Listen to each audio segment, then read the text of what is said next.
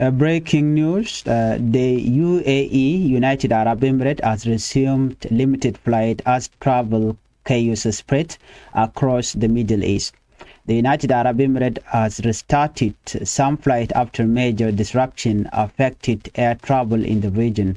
Several airlines had earlier suspended or delayed flight because of rising tension and security concern across part of the Middle East.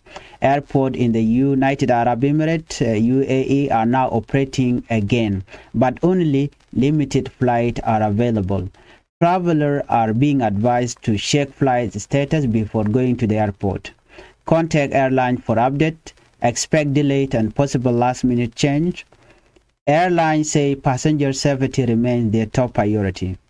Meanwhile, many travelers remain stranded as regional airspace restrictions continue to affect schedule. The situation is still developing. If you are planning to travel through the United Arab Emirates, UAE, stay updated and prepare for possible change.